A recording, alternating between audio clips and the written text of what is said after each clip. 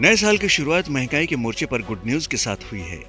दरअसल 2023 के आखिरी महीने में थाली की कीमतों में गिरावट की यह खुशखबरी संकेत दे रही है कि आने वाले दिनों में भी महंगाई से लोगों को राहत मिलेगी। दिसंबर में वेज और नॉन वेज दोनों ही तरह की थाली की कीमत में कमी आई है। CRISIL market intelligence and analytics यानी MINA रिसर्च की राइस रोटी रेट रिपोर्ट के मुताबिक दिसंबर में वेज थाली की कीमत 3% कम हो गई है, जबकि बीते महीने नॉन वेज थाली 5% सस्ती हुई है।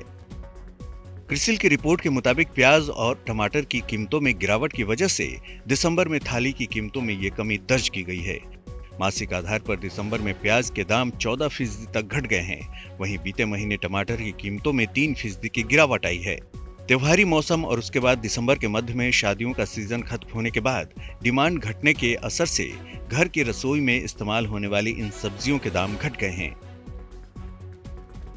CRISIL market intelligence and analytics research की राइस रोटी रेट के मुताबिक ब्रॉयलर की कीमत में मासिक आधार पर 5 से 7% तक की गिरावट आने से मांसाहारी थाली की लागत में ज्यादा गिरावट दर्ज की गई है। मांसाहारी थाली की लागत में ब्रॉयलर का हिस्सा 50% के करीब है। इसके अलावा प्याज और टमाटर का भी ज्यादा इस्तेमाल नॉन वेज थाली में किया जाता है। घर पर थाली तैयार करने की औसत लागत की कैलकुलेशन उत्तर, दक्षिण, पूर्व और पश्चिम भारत में थाली तैयार करने की कीमतों के आधार पर की जाती है।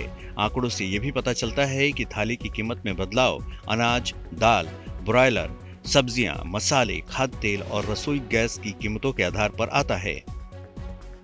CRISIL market intelligence and analytics research की राइस रोटी रेट रिपोर्ट के मुताबिक सालाना आधार पर शाकाहारी थाली की कीमत में 12% की बढ़ोतरी हुई है, जबकि नॉनवेज थाली की कीमत में 4% की गिरावट आई है। इसमें कहा गया है कि शाकाहारी भोजन की लागत बढ़ने की प्रमुख वजह प्याज की कीमतों में 82 और टमाटर के दाम में 42% की बढ़ोतरी है।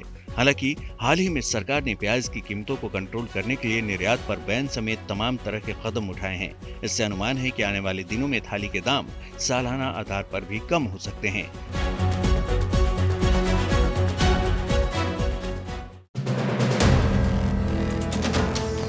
वीडियो पसंद आया तो हमें लाइक, कमेंट, शेयर और सब्सक्राइब जरूर करें।